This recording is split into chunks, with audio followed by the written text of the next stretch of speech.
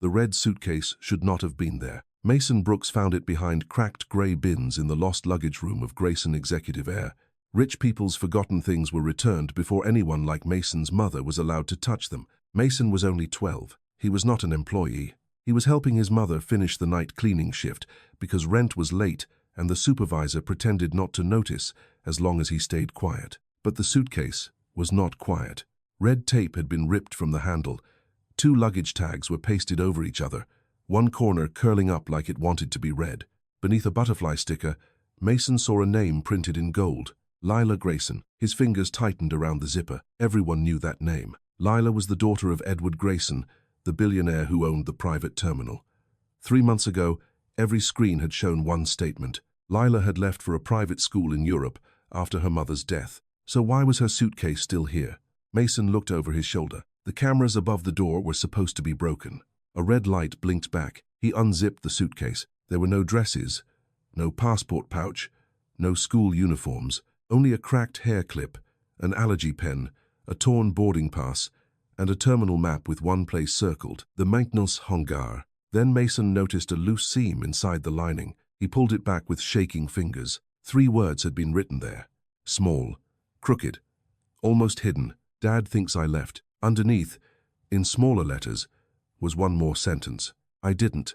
Before Mason could call his mother, the door opened. The head of VIP security stepped inside and let the door click shut. Step away from that bag, thief. Mason did not step away. Every sensible part of him wanted to drop the lining, raise his hands, and apologize before his mother's job disappeared with one phone call. But the torn lining stayed under his fingers, and the meaning of those words stayed with it. The man in the doorway wore a black security jacket with Grayson Executive Air stitched in silver across the chest. Mason knew his name because his mother had once whispered it like a warning. Julian Pike. Julian crossed the room without hurry. That bag belongs to a private client. It was behind the bins, Mason said, and you opened it. It had her name on it. Julian looked at the suitcase, not with surprise, but with irritation. Zip it. Before Mason could move, the door opened again. Mason? His mother stood there with a mop handle in one hand and panic already on her face. Anna Brooks wore the blue cleaning vest issued to people who were expected to be invisible. A streak of floor polish crossed her wrist. She saw the suitcase. Then Julian. I'm sorry, she said quickly. He was helping me take out trash. Helping, Julian repeated. The word landed like an accusation. Mason stepped between his mother and the suitcase. There's a note inside, he said. Anna's eyes sharpened. Mason, it says she didn't leave. Julian's hand slipped toward his radio. Mrs. Brooks, your son accessed secured client property and tampered with luggage connected to a protected family. He didn't steal anything, Anna said. That will be determined by people above both of us. Footsteps approached from the corridor.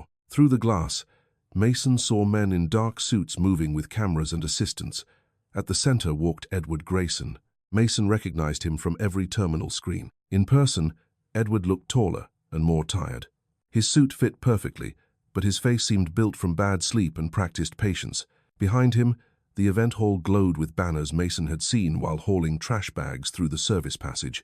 Grayson Executive Air expanding the future of private travel. Edward stopped when Julian stepped out. Is there a problem? Edward asked. A minor personnel matter, sir, Julian said, blocking the doorway. Nothing that needs your attention. Mason heard his mother's silent warning. Stay quiet. Let the rich man walk away. But he thought of the pencil marks hidden in the lining, and the map with the hanger circled like a place someone had been afraid to name. Mr. Grayson, Mason said, I found your daughter's suitcase. The corridor tightened around the sentence. Edward looked at him. My daughter's what? Beatrice Klein stepped forward before Mason could answer. She wore a cream suit and carried a tablet against her chest like a shield. That's impossible, Beatrice said gently. Lila's luggage was processed months ago.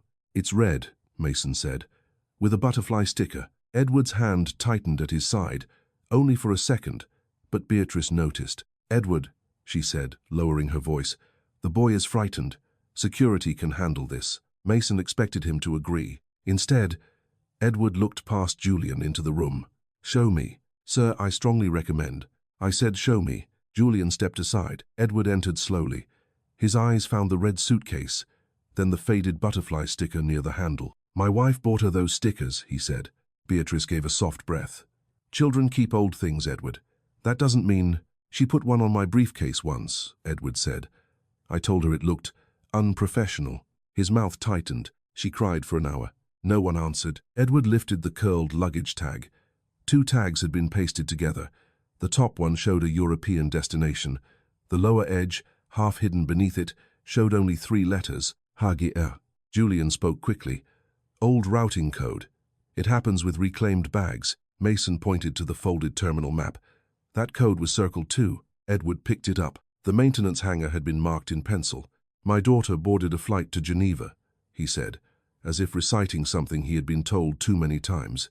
There are records, cameras, school confirmation. Yes, Beatrice said. All verified. Edward looked at Mason. What else was inside? A torn boarding pass, a hair clip, her medicine. Edward's eyes narrowed. Lila never traveled without her allergy pen. It was still in the bag. From the event hall, applause began. Someone was announcing Edward's name. He did not turn. He lifted the loose seam and read the message himself. Dad thinks I left. I didn't. His face went pale, but his voice stayed controlled. Cancel the announcement. Beatrice stared at him. Edward, the board is waiting. Let them wait. Julian moved toward the suitcase. Sir, we need to secure the bag properly. Edward closed it with one hand and kept the handle in his grip. No. From now on, no one secures anything without me watching. Then he looked back at the tag. My daughter's flight left from gate 9. His thumb uncovered the lower label. When refura. Edward turned to Beatrice. Why does her bag say gate 4A? Beatrice did not answer fast enough. Edward did not let go of the suitcase until the event hall doors were closed and the applause on the other side had turned confused. A vice president tried to follow him into the private conference room. Beatrice stopped the man with one raised hand and a smile polished enough to hide panic. Mr. Grayson needs 5 minutes, she said. Edward heard her. He also heard the meaning under it. 5 minutes to be handled. 5 minutes to return him to the stage. 5 minutes before the story became expensive. He set the suitcase on the long glass table. Mason stood near the wall with his hands behind his back, as if touching anything in that room might add another charge against him. Anna stayed beside him, one arm angled in front of her son without looking like she was doing it. Julian Pike positioned himself by the door. Edward looked at him. Outside. Sir, this is still a security matter. My daughter's name is on that bag. And that is exactly why chain of custody matters. Edward's jaw tightened. Then start the chain with me watching. Julian did not move. Beatrice stepped in softly.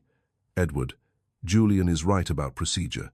If this turns into a police issue, contaminated evidence helps no one. Mason almost laughed, but fear swallowed the sound. Contaminated evidence. That was what rich people called a child's message when it embarrassed them. Edward noticed. What?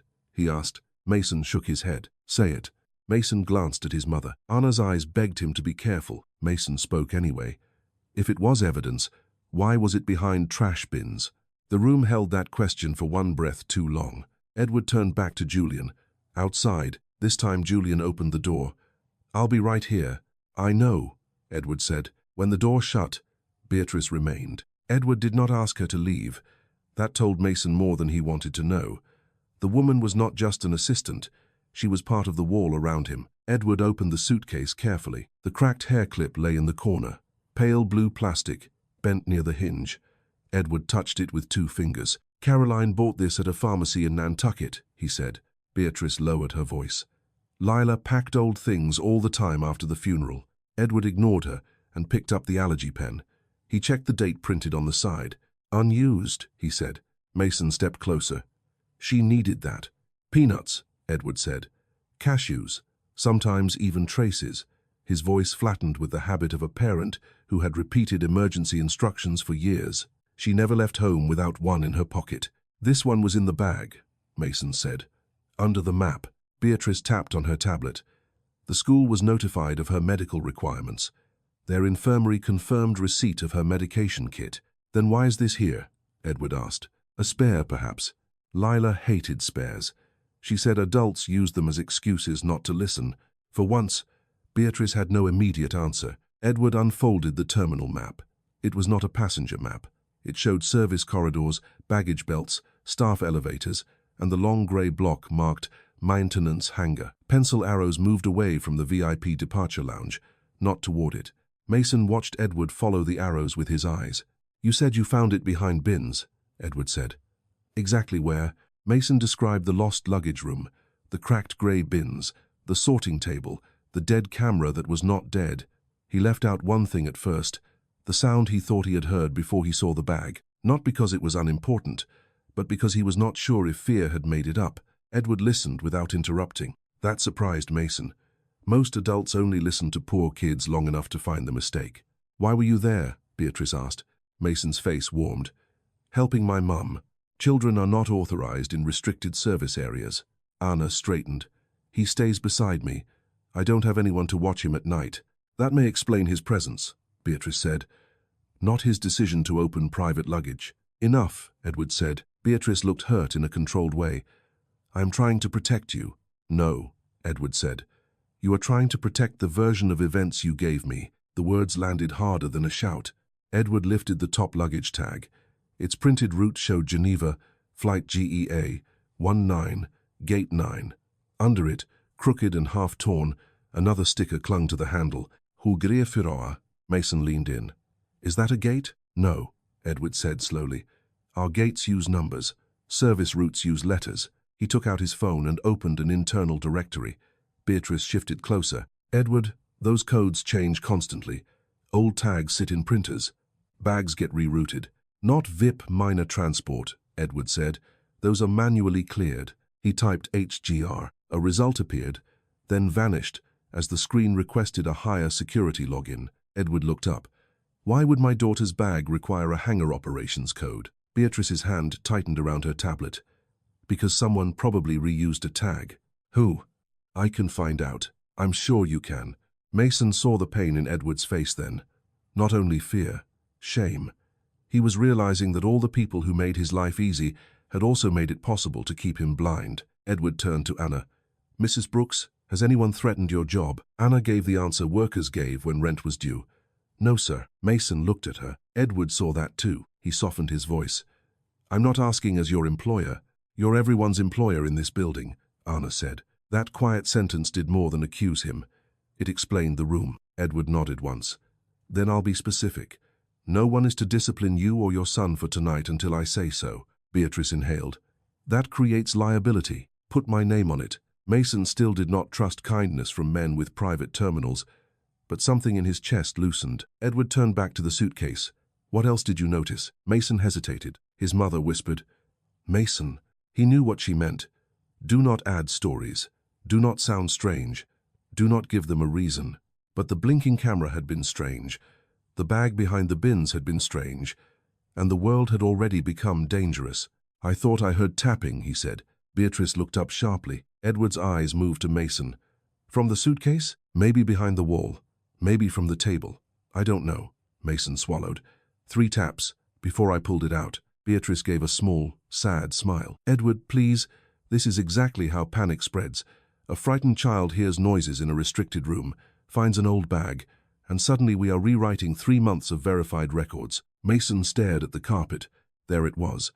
The clean way to call him a liar. Edward did not look away from him. Did Lila ever use 3 taps? Beatrice answered too quickly. Not that I recall. Edward's gaze sharpened. She did, he said, when she was little and hiding under my desk. 3 taps meant she wanted me to find her but not let her mother know. The conference room seemed smaller. Edward reached into the suitcase lining again.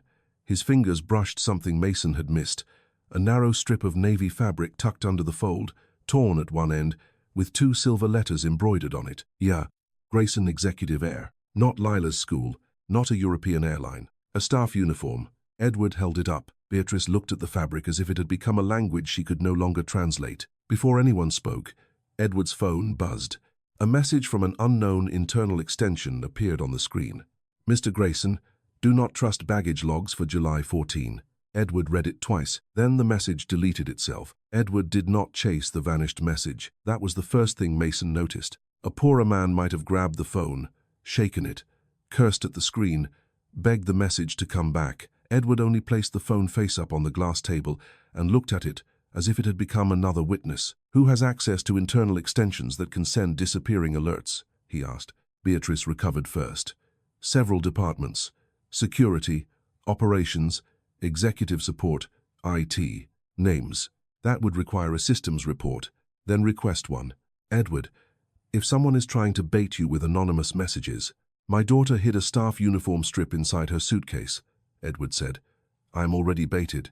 Mason saw Beatrice absorb that and rearrange her face around concern. Anna took half a step closer to her son. Edward turned to Mason. You said part of the tag was curling when you found it. Mason nodded. Show me exactly. He did not want to touch the suitcase again. Not with Beatrice watching as if every fingerprint could become a crime. But Edward pushed a pair of thin gloves across the table. Mason slipped them on. They were too big for his hands. He lifted the top tag by the corner. The paper underneath was older, rubbed nearly smooth from being covered too long.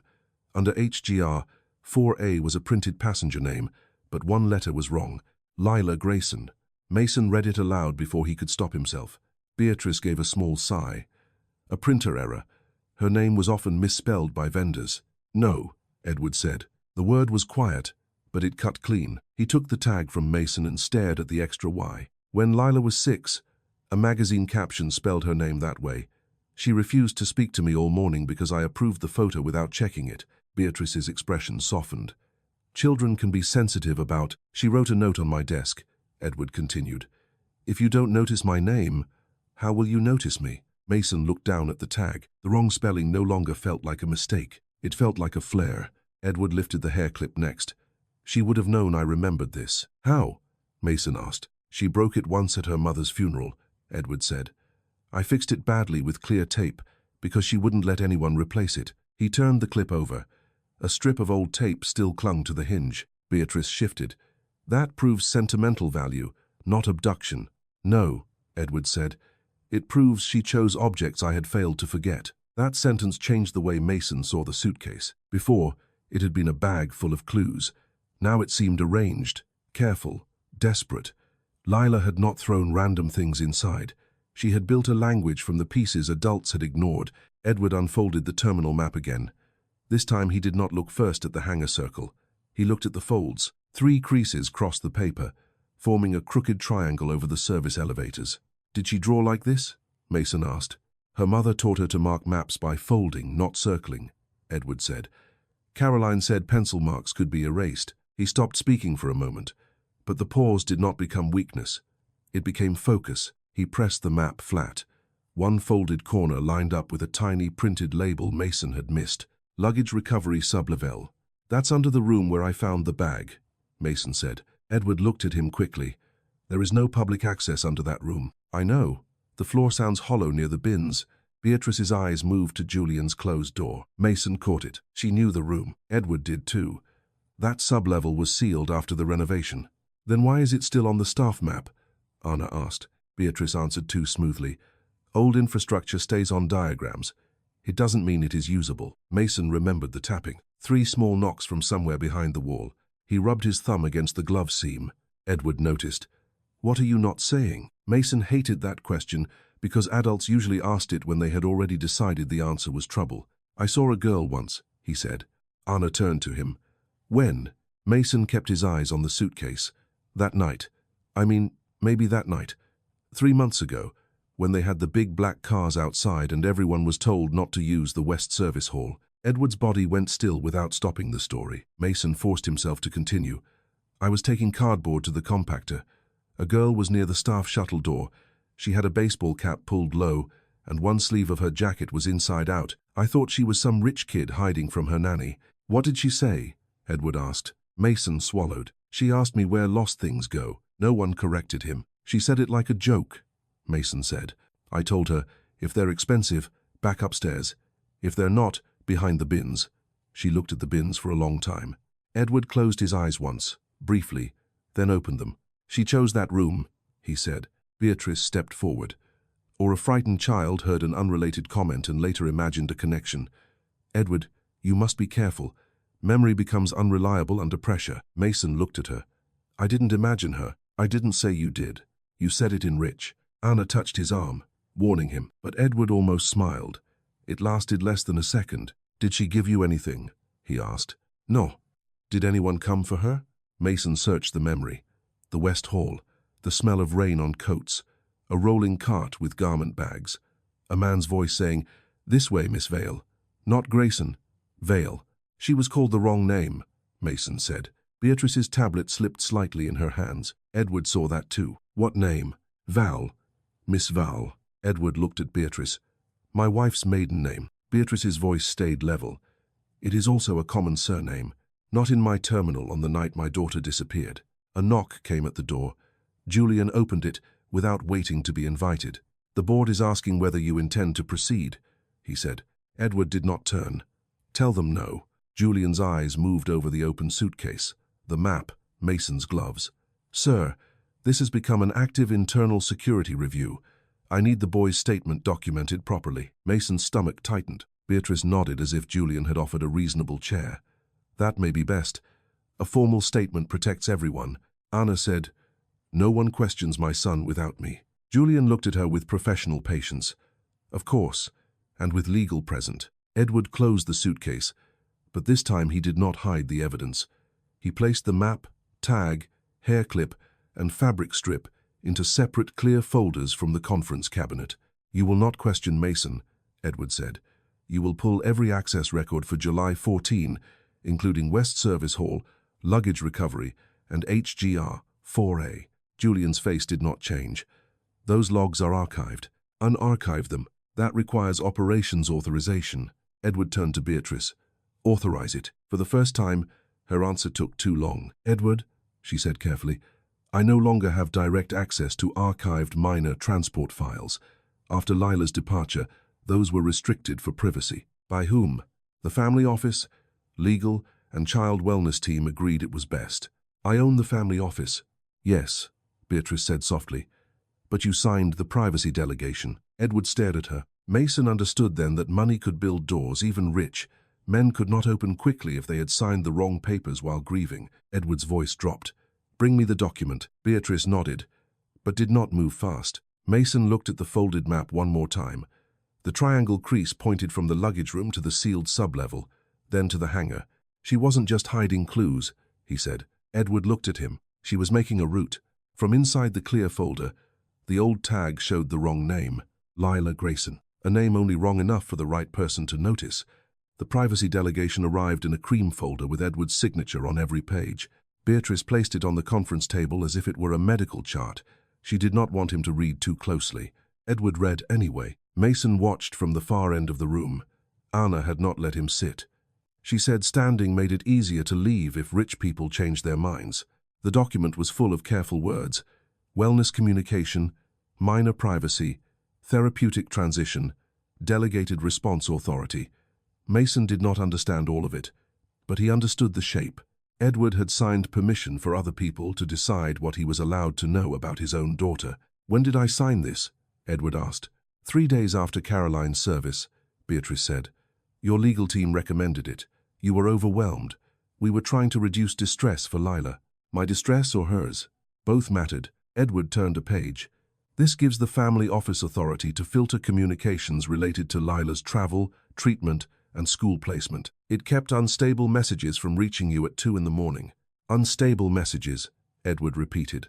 Mason thought of the half-finished warning. Dad, don't trust the... Edward closed the folder.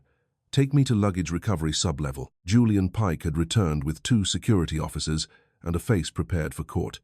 That area is sealed. Then unseal it. It was decommissioned during renovation. Then show me the sealed door. Beatrice stepped closer. Edward, walking through service infrastructure with a child witness and his mother is not wise. Opposing counsel will ask why you disrupted the scene. There is no official scene, Edward said. You have all made that clear. Anna spoke for the first time. My son isn't going anywhere alone with security. He stays with you, Edward said. Julian's eyes moved to Mason. He has already entered one restricted area without authorization. Edward picked up the clear folder holding the folded map. He is the only person here who found what the rest of you missed. The service elevator behind the conference wing required 2 cards and Julian's thumbprint. Edward used his own card first. The panel flashed red. Julian used his after. Mason noticed. So did Edward. I own the building, Edward said. Julian watched the elevator numbers drop. Ownership and access are not always the same in secure aviation environments. That sentence will sound interesting in a deposition. The elevator opened into a corridor that smelled of old carpet glue and machine oil. Pipes ran along the ceiling. The polished quiet of the terminal disappeared down here. Every hum had a direction. Every door looked capable of hiding a different version of the truth. Julian led them to a grey metal door marked Luggage Recovery Sublevel Authorized Staff Only. A yellow sticker across the lock read Sealed, but the edges were clean and new. Mason pointed before he thought better of it. That sticker wasn't old. Julian looked down at him. You are 12. I know what old tape looks like. Edward leaned closer. One corner had been pressed over a smear of black dust, trapping it beneath the adhesive. When was this resealed? I would need maintenance records, Julian said. Then get them. A faint sound came through the wall. Voices. Julian moved first. Back to the elevator. Edward raised one hand. The voices were muffled by metal and concrete, but close enough to catch pieces. A woman said, if the red bag surfaces, the timeline collapses. Beatrice's face lost color so quickly. Mason knew the voice was not hers. Another voice answered, lower. The timeline only matters if Grayson stops believing the flight record. Julian reached for his radio. Edward caught his wrist. Behind the door, the woman spoke again. The boy saw her near West Service. A pause. Then the boy becomes contamination, the man said. Anna pulled Mason closer. Edward did not release Julian's wrist. Open it. Julian's voice stayed even. Sir, we do not know who is on the other side. I know enough. The voices moved away before the lock clicked. Julian entered a code. The panel buzzed wrong. He entered another. Wrong again. Edward looked at him. Problem, old system. Or new code. Beatrice stepped forward. Edward, this proves gossip, not a crime. Mason looked at the door. The bottom edge had a thin line of light beneath it. They're leaving, he said. Julian turned sharply. How would you know? The air changed. Then, from somewhere beyond the wall, came the distant roll of wheels. A cart. Edward stepped back. There's another way in. Julian's answer came too fast. No. Mason pointed at the folded map in Edward's hand. The crease goes from this door to the staff elevators, then to hangar. Beatrice's eyes closed for a fraction of a second. Edward saw it. Julian, he said, take us to HGR 4A. That is an active operations route. I did not ask what it is. I told you where we are going. The walk to HGR 4A took 6 minutes. They passed still baggage belts, locked carts, and a wall of monitors showing empty corridors. One monitor displayed the lost luggage room from above. Mason stopped. That camera was supposed to be broken. Julian did not slow down. A disabled light does not mean a disabled feed. It blinked red, Mason said. At me. Edward looked at the monitor. The image showed the bins, the sorting table, and the door where Julian had entered. The timestamp read 9:18 p.m. Edward checked his watch. Julian Saint-Yves, 13 minutes behind, he said. Server delay, Julian replied. Beatrice said, common with archived feeds. Then why is a live monitor archived? Edward asked. Neither of them answered. Mason moved closer. In the corner of the image, near the bins, the red suitcase was still there. But it was not there anymore. Edward saw it next. That feed is not live. Julian reached for the monitor controls. Edward blocked him. Do not touch it. On the screen, a past version of Mason bent toward the suitcase. The image jumped. For half a second, a girl in a baseball cap appeared in the same corner, as if the room remembered her badly. Then the frame corrected itself. Empty bins, sorting table, no girl. Beatrice whispered. Glitch. Mason looked at Edward. That was her. Edward's voice was low. Copy the feed. Julian said. Only it can export secure video. Then call it. Julian lifted his radio. Before he spoke, every monitor on the wall went black. A red message appeared across the screens. System maintenance in progress. Beatrice turned to Edward. Someone is manipulating this in real time. This could be an attack on the company. No, Edward said. It is an attack on the truth. A door opened at the far end of the corridor. 2 security officers stepped out. One held a clipboard. The other looked at Mason. Julian's voice sharpened into official shape. Mason Brooks, you are being documented for unauthorized entry into secure operations areas and potential interference with protected client property. Aina stepped in front of him. He came because Mr. Grayson told him to. Mr. Grayson is under significant emotional distress, Beatrice said softly. That will be noted. Edward turned toward her. The hurt in his face did not weaken him this time. It hardened into understanding. You are preparing a record against a 12-year-old. I am preparing a record of events, she said. Mason stared past them at the black monitors. For one heartbeat before the maintenance warning filled the screens, the camera had shown something in the girl's hand. A blue hair clip, bent at the hinge, the same one from the suitcase. He raised his voice before fear could stop him. She left the room before the flight record says she arrived at gate 9. Everyone looked at him. Mason pointed at the dead screen. That video wasn't just delayed, it was stitched wrong. Edward looked from Mason to Julian to Beatrice. Then he said the first thing that made both of them afraid. "Bring me the original server drives." Edward did not get the original server drives that night. By the time his outside digital forensics consultant reached Grayson Executive Air, security had placed the camera system under protective quarantine. Mason learned the meaning by watching the adults say it. Technology meant something was broken. Legal meant someone was afraid. The consultant, Dr. Marcia Lynn, arrived with a laptop case and a paper notebook. Beatrice greeted her with polished warmth. "Dr. Lynn, we appreciate your discretion." "I haven't agreed to discretion," Marcia said. "I agreed to look at corrupted footage." They met in a windowless operations room. Anna stood beside Mason near the door. His new visitor badge marked "Escort Required" in red letters, big enough to feel like an insult. Marcia asked for raw files, camera IDs, network logs, and export permissions. Julian Pike supplied printed summaries. "These are reports of data," Marcia said. "I need the data." "The drives are in quarantine," Julian replied. "By whom?" "Legal." "Legal is not a storage protocol," Beatrice stepped in. "This terminal handles high-profile travelers, minors, and private aircraft movements. We cannot casually release raw video. Then preserve first, redact later," Marcia said. "If the data changes before preservation, your privacy problem becomes an evidence problem." Edward looked at Beatrice. "Preserve everything. I can request.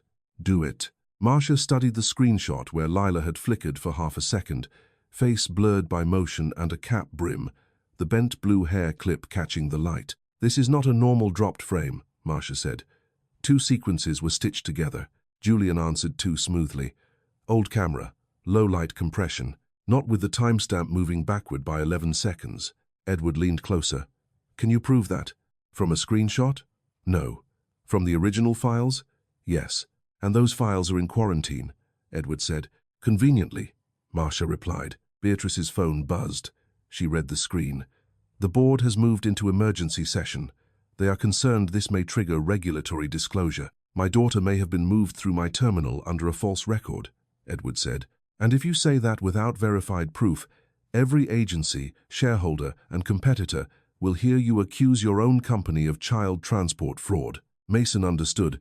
Edward had money, but the company had gravity. Marcia turned to a safer target. Baggage routing.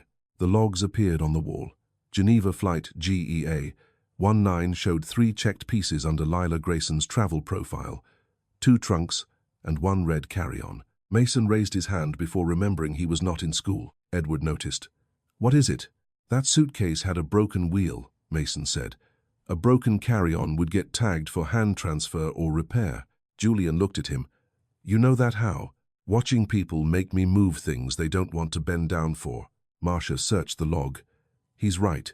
There should be a service note." "There was none," Beatrice said. "Or the wheel broke later." "The missing wheel wasn't in the room," Mason said. "If it broke later, it would be near the bag." Edward pointed at the screen.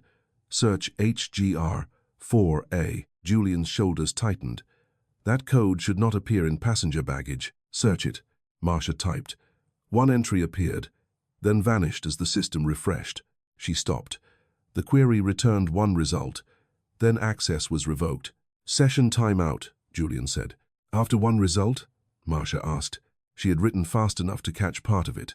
"Manual transfer to HGR 4A 2246, item ID, ending in 771.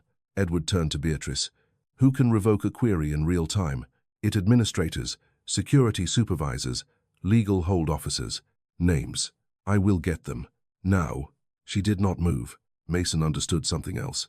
Beatrice did not need to shout no. She could slow yes until it became no. Edward looked at Julian. "Bring in the baggage supervisor from July 14. "Current or former?" Julian asked. Edward's eyes narrowed. "Why would that matter?" Marcia checked the staffing file. "The supervisor was Darrell Keene." Beatrice said, Mr. Keene is no longer with the company. Why? Edward asked. Reduction during route consolidation. Anna gave a short breath. That means fired. Edward looked at her. If someone left this terminal after a night shift, where would they go? Anna hesitated. East Lot Diner if they still have a car. County bus stop if they don't. Weekly rooms behind Route 6 if they're out of options. How do you know that? Beatrice asked. Anna's voice stayed even. Because people who clean buildings notice where people go when buildings are done with them. Edward nodded. Find Daryl Keene. They found him after midnight behind the Route 6 weekly rooms, smoking under a broken awning while rain silvered the motel sign. Edward did not bring the company car to the front. Anna said men in black cars made former workers disappear into silence. Daryl Keene was thin, grey-bearded, and careful with his left knee. When he saw Edward, he put out his cigarette. I signed my exit papers, Daryl said. I'm not here about your severance, Edward replied. People like you are always here about paperwork. Mason liked him immediately. Edward took the hit. I need to ask about July 14. Daryl's face closed. I don't remember every night. Did you see my daughter? Daryl looked at him then.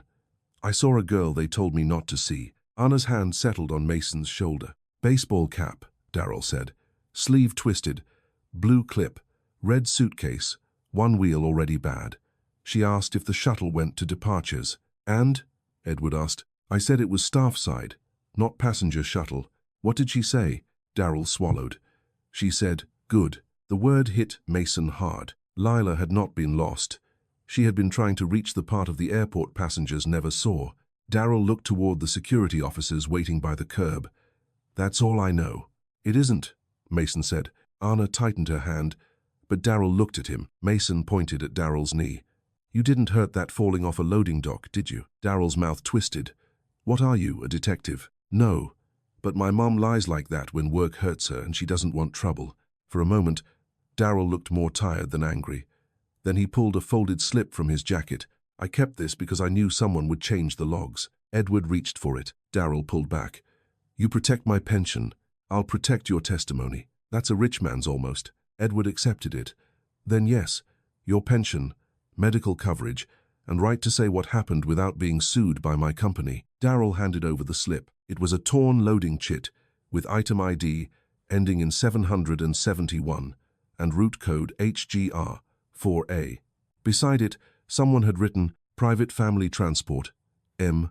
Vale. Edward stared at the name. Miss Vale. Caroline's maiden name.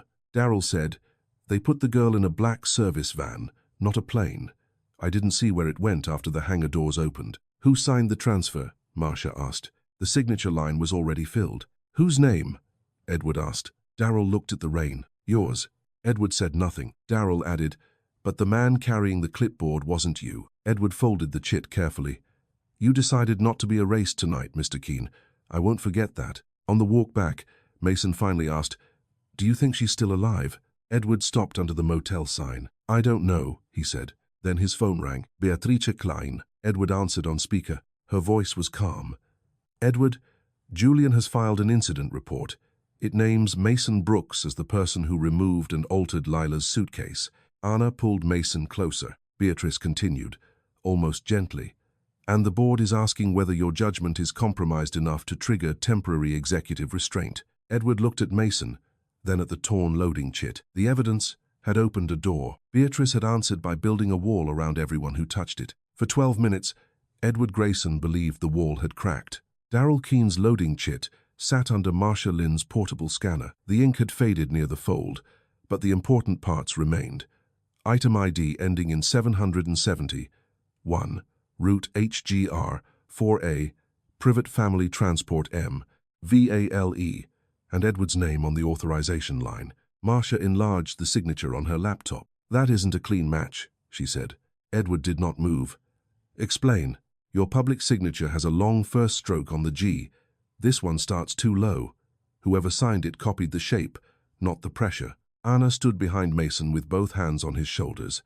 Edward had moved them to a hotel suite after Beatrice's call, saying his terminal was no longer neutral ground. Mason did not know rich people had places called neutral ground. He only knew his mother's grip had not loosened since the word incident report. Marcia placed Edward's verified signatures beside the one on the chit.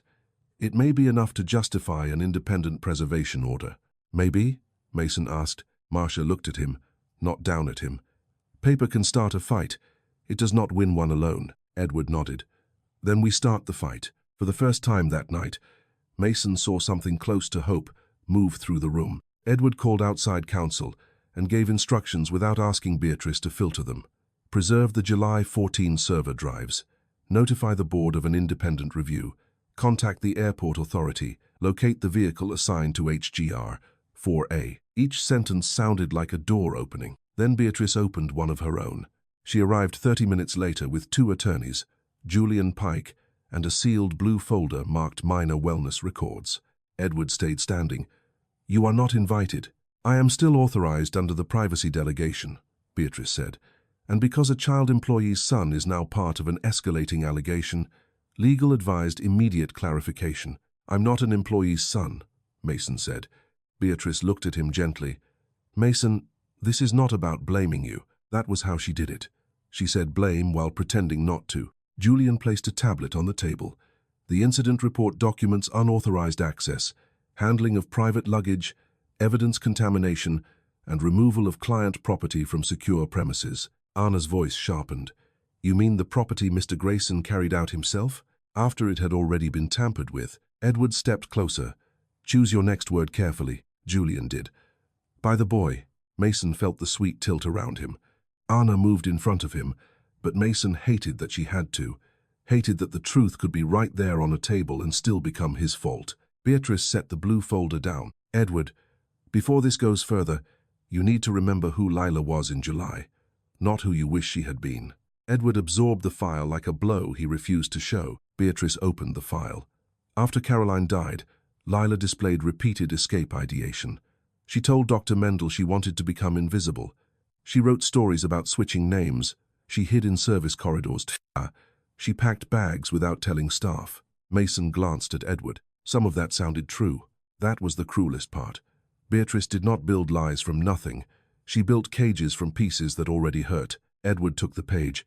I was never given these notes. You signed for clinical summaries only. Full notes could have intensified your distress and hers. My daughter's distress was not a press briefing. Beatrice's eyes softened. No, it was a crisis, and crises require decisions. Julian tapped the tablet. A video filled the screen. A girl in a baseball cap moved through a private corridor, face turned away. She paused at a security gate, lifted one hand as if waving to someone behind the camera, then walked through. Timestamp: July 14, 10:02 p.m. Gate 9 transfer corridor. Mason leaned forward. The girl wore Lila's jacket. The sleeve was no longer inside out. A red suitcase rolled smoothly behind her on 4 wheels. That's not the suitcase, Mason said. Julian did not look at him. Or the wheel was replaced before departure. At night? Before a flight everyone says already happened? Beatrice turned to Edward. Listen to what this is becoming. Every ordinary explanation is being treated as proof of conspiracy. Marcia studied the video without speaking. Edward said, Is it altered? I need the original file, Marcia replied. Julian gave a tight smile. Which is preserved under legal quarantine. Beatrice placed another sheet in front of Edward. Lila's name appeared at the bottom. A written statement. Dad, I need you not to come after me. I can't breathe in that house anymore. Miss Klein says Europe will help me start over. Please don't make this about Mom. Edward read it once. Then again. Mason watched his shoulders lower by a fraction. False hope did not disappear like a light. It leaked. Anna noticed too. Mr. Grayson. Edward held up one hand because he needed air. Beatrice's voice became almost tender. She was grieving. She was angry. She did not want you blamed publicly, so we protected that part of it. You were barely sleeping. The company was unstable. Caroline was gone. Lila needed distance. And the false signature? Edward asked. Administrative pre-clearance, one attorney said. Frequently signed in blocks by authorized staff under executive delegation. On a minor transport document? Under emergency wellness provisions. Edward looked at the attorney as if seeing a new type of locked door. You have an answer for everything, Beatrice said, because we handled everything while you were falling apart. The sentence landed with enough truth to hurt. Mason wanted Edward to throw the folder across the room. Instead, Edward sat down. That scared him more. Julian used the moment. Given the contamination risk, We recommend all physical materials be returned to Grayson Executive Air Security pending review. No, Mason said. Everyone turned. His voice sounded smaller than he wanted. If you take it, it disappears. Beatrice crouched slightly, as adults did when they wanted children to feel managed. Mason, nobody wants anything to disappear. You already made the message disappear from his phone. That was an anonymous digital artifact. You made the camera disappear too. Système maintenance. You made Lila disappear and called it school, Aina whispered. Mason, but he could not stop. You keep changing the name of things until nobody can say what they are. Beatrice stood. For the first time, her face did not look kind. Julian picked up a paper from his folder. Mrs. Brooks, as of tonight, you are suspended pending investigation into access violations involving your dependent. Anna's hand slipped from Mason's shoulder. Edward stood. Rescind that. Julian looked to the attorneys, not Edward. The board has approved temporary operational restraint in matters involving July 14 records until conflict assessment is complete. Edward went very still. Beatrice spoke gently again, which was worse. You still have authority, Edward, but not unilateral authority over evidence tied to your daughter's case, not while your judgment may be compromised. Marcia closed her laptop slowly. That is a remarkable coincidence of timing. One attorney said, Dr. Lin, your services are paused pending privilege review. Marcia smiled without warmth. I have my notes. Those may be subject to demand. Then demand carefully. Mason looked at Edward. This was what power looked like when it turned inward. It did not punch. It signed. Edward picked up Lila's written statement. Mason expected him to fold. Instead, he held the page under the lamp. What are you doing? Beatrice asked. Reading. You already read it? No, Edward said. I read what it says. He looked at Mason. You told me Lila asked where lost things go. Mason nodded. Edward tapped the paper. My daughter never called her mother Mom. Beatrice's eyes flickered. Caroline hated the word when Lila used it in public because it sounded too small for what they were to each other. Lila called her Mama when she was scared. Always. He held up the statement. Whoever wrote this knew my daughter was angry. They did not know how she loved. The room did not become safe. Anna was still suspended. Mason was still accused. Edward was still restrained. The evidence was still behind legal glass. But Beatrice had blinked, and Mason saw Edward notice. The next morning, Mason learned that being accused did not always look like handcuffs. Sometimes it looked like his mother's employee badge going dead at the staff entrance. Anna pressed it against the scanner twice. The light stayed red. The guard behind the glass would not meet her eyes. Pending review, he said. Mason stood beside her with his backpack over one shoulder and the same clothes from the night before. Edward had sent a car, but Anna had refused to arrive at the terminal like she belonged to somebody's scandal. We'll go home, she told Mason. But Mr. Grayson said, Mr. Grayson doesn't pay our rent with promises. Mason had no answer for that. Across the curb, news vans had started to gather. No one had said Lila's name publicly, but the story had leaked in the shape Beatrice wanted. Unstable billionaire disrupts aviation deal after cleaning worker's son finds questionable luggage. A reporter pointed a camera toward Anna. Edward stepped between them before the question came. No interviews, he said. Anna looked at him. My badge is dead. I know. That means groceries get thin by Friday. I'll fix it. With what authority? She asked. The question hurt because it was practical. Edward's board had not removed him. They had done something more elegant. They had narrowed him. Every request touching July 14 now required conflict review, wellness council, corporate legal, and Beatrice's office. He still owned the terminal. He could not open its most important doors, so he stopped trying to open doors the official way. By noon, Edward had moved the investigation to an old training classroom across from a shuttered pilot lounge. It had no executive polish, no glass table, and no Beatrice. Marcia Lynn sat at a folding desk with 3 laptops. Beside her was a grey-haired man in a windbreaker, the kind of person airports forgot existed until something stopped working.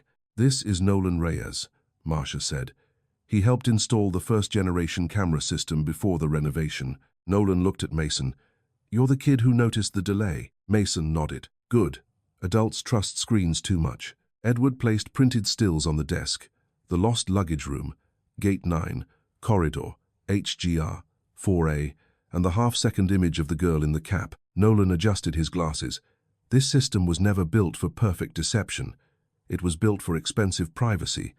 That makes it easier to hide a thing badly. What does that mean? Edward asked. It means they did not erase July 14. They buried it under acceptable footage. Marcia pulled up 2 frames side by side. In one, the girl in the cap approached Gate 9 with the red suitcase rolling cleanly behind her. In the other, from the lost luggage room, Lila's bent hair clip flashed in her hand. Nolan tapped the Gate 9 frame. Look at the floor. Mason leaned in. The polished tile reflected the girl's legs. It also reflected a sign behind her, but the reflection was wrong. The letters are backward, Mason said. They should be, Nolan said, but not those letters. Marcia enlarged the reflection. The sign did not read Gate 9. It read East Charter Lounge. Edward stared. So the video of Lila at Gate 9 was shot somewhere else, or someone wearing her clothes was filmed somewhere else, Marcia said. We still need source files. Nolan clicked to another frame. You may not need them to ask a better question. The girl in the Gate 9 video dragged the suitcase with her right hand. Lila was left-handed.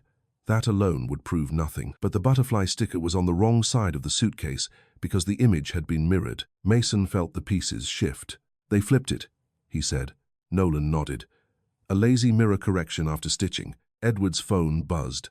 A message from corporate counsel appeared. You are instructed not to communicate with unauthorized external vendors regarding July 14 materials. Edward showed it to Marcia. She smiled. Too late. Anna did not smile. They're going to make this worse for Mason. Edward turned to her. Then we move faster. No, Anna said. You move faster. We get crushed faster. The room changed around that sentence. Mason looked at his shoes. Edward took a breath. You're right. Anna seemed almost angry that he admitted it. I have treated your risk like a problem I could reimburse later, Edward said. That was wrong. Mason glanced up. Edward took his own security badge from his jacket and set it on the desk. I'm not asking Mason to enter another restricted area. Not unless you both agree. The next steps come from me. For the first time since the badge scanner, Anna did not look ready to leave. Marcia turned back to her laptop. I pulled public road cameras near the hangar exit.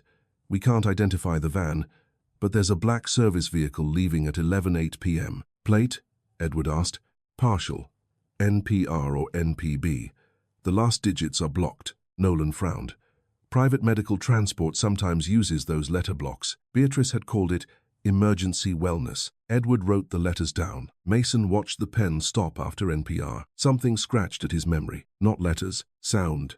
He heard again the girl near the staff shuttle door. Baseball cap low. Sleeve twisted. She had looked over her shoulder when a metal door groaned open somewhere behind them. Not scared like a child afraid of the dark. Scared like she knew that sound.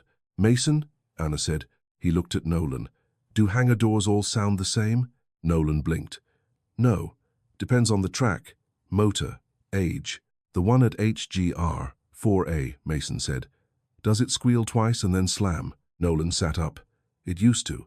We filed maintenance complaints for months. Edward's voice went quiet. Why? Because during closing, it sounded like 2 short cries and a gunshot. Mason's throat tightened. She heard it before. Edward waited. When I saw her in the service hall, that sound happened. She stopped talking. She held the hair clip so hard her fingers went white. Marcia opened a new window. If she had heard that door earlier, it means she was near HGR 4A before she asked you where lost things go. Meaning she escaped the hangar once, Edward said. Or tried to, Anna said. The possibility made the room heavier, but not hopeless. Lila had not simply vanished through a system. She had fought it, learned it, and left a route back through it. Edward picked up his phone and called a number from memory. Beatrice answered on the second ring. Edward, if this is about the board restriction, it is about a meeting, he said. Tonight. Airport Authority, Child Protective Liaison, Board Council, Julian, you, and me. That would be premature. Then you can tell them that in person. And the boy? Edward looked at Mason and Anna before answering. Mason is not evidence.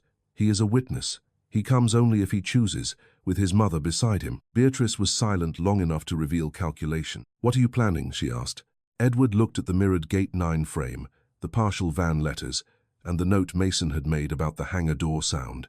Something you cannot filter before I hear it, he said, and ended the call. The meeting was held in the old boardroom because Edward refused the executive suite. Too many soft chairs, he said. Too many places for people to hide behind courtesy. By 7 that evening, The table held more power than Mason had ever seen in one room. Airport Authority Counsel, a child protective liaison named Renee Holt, 2 board attorneys, Marsha Lynn, Nolan Reyes, Darrell Keene, Julian Pike, Beatrice Klein, Edward Grayson, Anna, and Mason. Mason sat beside his mother, not at the end like a child being brought in for discipline. Edward had placed him where everyone could see him.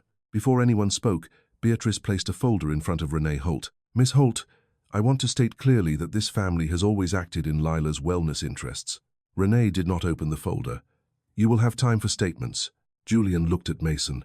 "And will the minor witness be questioned under proper conditions?" "He will not be handled," Edward said. "He will answer only what he chooses, and his mother stays beside him." A board attorney adjusted his glasses. "Edward, your language suggests hostility toward your own corporate officers." "No," Edward said. "My language suggests I have begun listening." He turned to Marsha. She connected her laptop to the screen. The Gate 9 video appeared first. The girl in Lila's jacket walked away from the camera with the red suitcase rolling cleanly behind her. "This is the footage used to confirm Lila Grayson's voluntary departure," Marsha said. "On its face, it shows a minor moving through Gate 9 transfer corridor at 10:02 p.m. Julian folded his hands. "Correct." Marsha clicked once. The floor reflection enlarged. "But the reflected signage does not match Gate 9. The source environment is East Charter Lounge.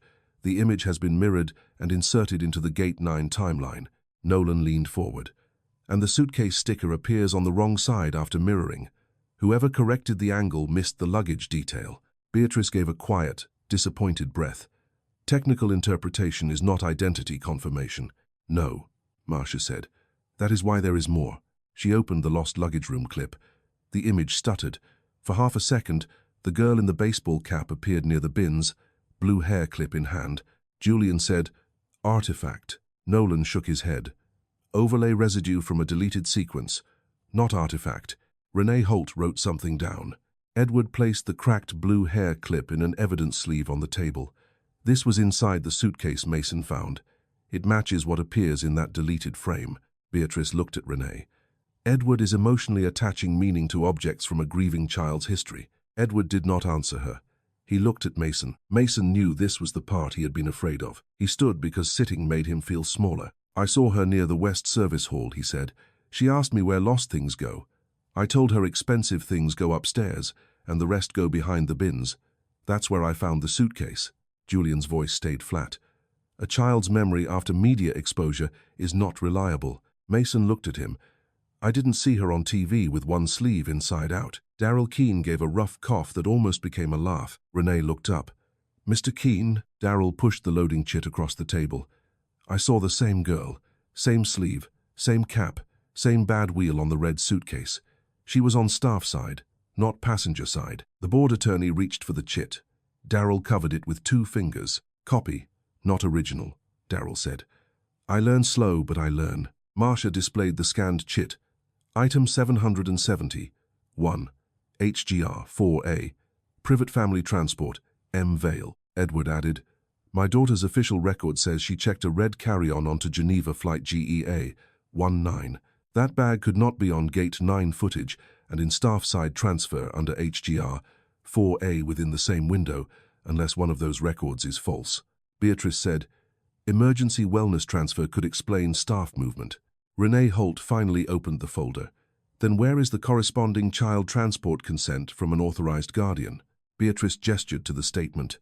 "Edward's delegation allowed. Filtering communication is not physical transfer authorization," Renee said. For the first time, Beatrice's answer did not arrive fully formed. Julian stepped in. "Security operates on documentation received. We do not diagnose family disputes." Edward turned to him. "You diagnosed Mason as contamination quickly enough." Julian's expression hardened. "Because he handled the suitcase." "No," Edward said. "Because the suitcase survived you." Marsha clicked to the access logs. At 9:40, 1 p.m., Lila Grayson's travel profile is marked departed. At 10:46, item 770, 1 is manually transferred through HGR 4A. At 10:52, a security supervisor account revokes the baggage query link between those 2 records. Julian said, Supervisor accounts are shared during operational incidents. Nolan looked at him. Not for camera maintenance. Those require individual tokens. Marcia opened one final window. A login trail appeared. J. Pike, Terminal Security, HGR Console. Julian leaned back. I managed an anomaly after the fact. You managed it before the official departure record closed, Marcia said. Renee Holt's pen stopped moving. Beatrice folded her hands. Even if procedural mistakes occurred, there is no proof Lila was harmed. She wanted distance. Her written statement, Edward placed that statement beside the map, the tag, and the hair clip. My daughter called her mother Mama when she was scared. This uses Mom. Her name is misspelled as Lila on the hidden tag because she knew I would remember that mistake. The map is folded the way Caroline taught her. The hair clip is the one I repaired badly. None of this was random. He looked at the board counsel next. You asked whether my judgment is compromised. It was. I trusted summaries instead of my child. I signed grief into paperwork. But that failure does not make your cover story true. Mason saw Beatrice flinch at cover story. Not because it was loud, but because it named her. Renee held up the loading chit. Who is M. Vale? Beatrice answered too quickly. An alias used for privacy. Assigned by whom? The family office. Under whose authority? Beatrice's eyes moved toward Edward, then away from him. Edward said, Not mine. Beatrice looked at the tabletop. Caroline was preparing to remove me from Lila's trust office before she died. She thought love was safer than competence. Her mask returned almost at once. I was trying to protect continuity. Julian stood. This is speculative and damaging. I'm ending security cooperation until outside counsel. The screen behind him changed. Marcia had opened a transport registry tied to the partial plate Nolan recovered. NPR matched North Point Recovery Transport, a private minor wellness carrier. Destination listed, Briarfield Retreat, Vermont. Passenger alias, Mira Vale. Renee Holt reached for her phone. Beatrice's face emptied of softness. Edward's voice nearly broke, but he kept it steady. Is my daughter there? No one answered. That was answer enough. Renee stood. This is now a child protective emergency. No one leaves until airport authority secures all July 14 materials. Julian looked toward the door. Darryl said, Careful. That door squeals twice before it slams. Mason did not smile. Neither did Edward. But this time, everyone heard the warning. Renee Holt did not shout. That made her more frightening than everyone who had. She stood at the head of the boardroom with her phone in one hand and the transport registry printed in the other. Briarfield Retreat has confirmed a minor registered as Mira Vale, she said. No further contact is authorized except through Child Protective Services and state authorities. Edward gripped the back of Mason's chair. Is she alive? He asked. Renee looked at him. Her answer was careful because careful answers were the only honest kind left. She is physically present at the facility. A welfare team is on the way now. Edward lowered his head once. Not in relief. Not yet. Relief would have been too easy. Airport Authority Council turned to Julian. All July 14 camera systems, access logs, badge reports, shuttle dispatches, and maintenance records are under preservation order. Any deletion after this notice will be treated as obstruction. Until the access token review is complete, your security credentials are suspended on site, Council added. Surrender your badge and radio now. Julian's mouth tightened. Security followed documentation provided. Then the documentation will survive review, Renee said. Beatrice sat very straight, hands folded on the table. Her public calm had become something thinner. Renee turned to Mason. Mason Brooks, for the record, you are not listed as a suspect in this review. You are a protected child witness. Any retaliation against you or your mother will be reported. Mason did not know what to do with words that protected him instead of trapping him. Anna did. She put one hand over her mouth and looked away before anyone could make her gratitude into a scene. Edward faced the table. My daughter tried to reach me through a suitcase because I had allowed other people to become the door between us, he said. Mason saw what I should have seen. Darryl remembered what my company wanted forgotten. Mrs. Brooks risked her job because the truth was standing beside her son. He looked at Beatrice, then Julian. I failed Lila by trusting a system that made grief convenient. That failure ends tonight. No one applauded. It was not that kind of justice. It was colder, slower, and finally written down. 3 days later, Edward Grayson saw his daughter through a glass door at Briarfield Retreat. Lila was alive. That should have been enough to make the world kind again. It was not. She sat on the edge of a narrow bed in a grey sweatshirt that did not belong to her, one hand wrapped around the cracked blue hair clip, as if it were the last object in the room that had never lied. A social worker spoke softly beside her. A state investigator stood near the window. No one let Edward rush in. He was grateful for that. If they had opened the door too quickly, he might have tried to become her father all at once, and he had lost the right to be that easy. When Lila finally looked at him, she did not run to him. She looked at the floor first, then at the door, then at Beatrice's absence. Only after that did she look at her father. "You came because of the suitcase," she said. Edward pressed his hand against the glass. "I came because you were telling the truth." Her mouth moved, like she wanted to believe that. A new belief could be dangerous. "Mason found it," Edward said. Lila's eyes shifted. "The boy from the bins?" "Yes. I thought maybe he would forget. He didn't." The first reunion was not a hug. It was a supervised conversation, with a table between them, 2 investigators present, and Lila choosing the chair nearest the exit. Edward did not ask why she had not trusted him. He knew. He had been surrounded by people paid to answer before she could speak. So he began with the only sentence that did not ask her to carry his guilt. "I should have noticed your name." Lila stared at him. "The tag," he said. "Lila, you left it wrong on purpose." Her fingers closed around the hair clip. "I wondered if you would remember." "I did. Too late." She nodded once, accepting neither apology nor excuse. That was the beginning, not forgiveness. Beginning. 2 weeks later, Mason and Anna Brooks moved into a small apartment with windows that opened and locks that worked. Edward offered more. Anna accepted legal protection, back pay, relocation assistance, and a new job away from Julian Pike's department. She refused a house with gates. "I don't want my son learning that rescue always comes with a driveway," she told Edward.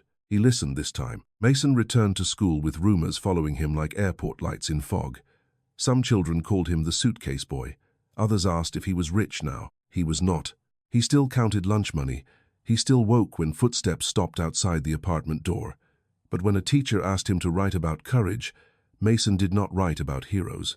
He wrote, "Sometimes courage is touching the thing everyone tells you not to touch." Darrell Keene gave testimony under protection and got his pension restored.